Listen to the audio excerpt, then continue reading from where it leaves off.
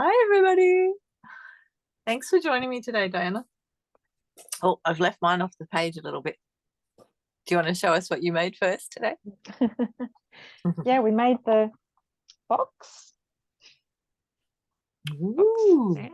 look at that. The Fiona's matchbox. Pull it apart. A little matchbox. Big matchbox. Giant matchbox.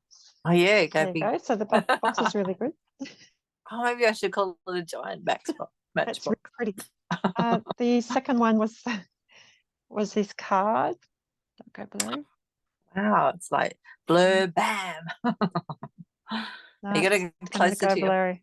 I think you got to go closer to your face. Ooh. Yeah, there. That's really good. Oh, that looks nice. Okay, so can you just tell everyone what you did with that piece on the front? Oh, this piece here, the darker piece. Yeah. Oh, yeah, that was meant to go all the way along, but I used it on the box all the way along. Right.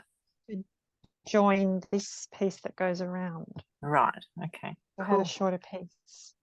But I used the lazy daisies, the old daisies. Yeah, that's I don't okay. have the new ones. All right. And the last one, I've left it without a sentiment. Mm-hmm. It's got lots of dimension.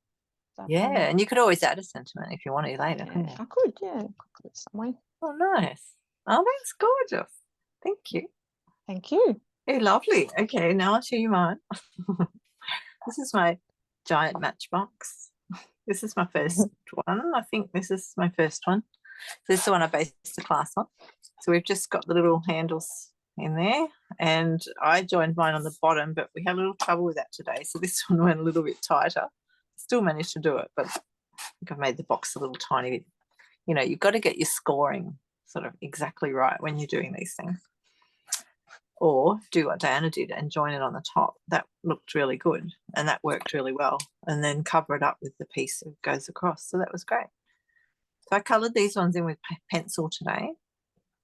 These ones I did painting, like water painting with the inks. So 2 different ways to do it. They've sort of gone a little bit brighter that way. I just still put water on it on the watercolour pencils. That's my little box. So that's just covered in DSP. And then what do we do next? This one. That was my first card. So this is the piece of card Diana was talking about. So that's a whole strip. I've used an A4 piece of cardstock to make the box base, that strip, and the little tags to hold the ribbon in. So that worked out really well. That's my one today. I've just stamped using the stamps. So they're like you do the stamp the outline, then stamp the colour in the middle, and then I put a bit of extra colour on it as well with my markers. And then this one, that was my first one. So we just fussy cut the designer series paper for this one and put it all up on dimensionals. I haven't put the middle in later. And it says, oops, Daisy, so sorry. I didn't put the middle in yet. We were working out what we could use that for. So any ideas in the comments, that would be great. Who could you send this card to and why? Here's my today one. And so all the DSP for this sort of DSP has all the daisies all over it. A bit like the pink one on the outside of the box. So I'll just show you that. So it's a bit like this. You know, you can use any daisies to cut out to stick on a card. And yeah, so that's actually the back of this DSP, this one. This is what's on the back of it, the flowers. And here's a few bits left over. So you get an idea. We just cut around them with our scissors. And we end up with all that. Thank you so much for joining me. And the next one, what have we got next?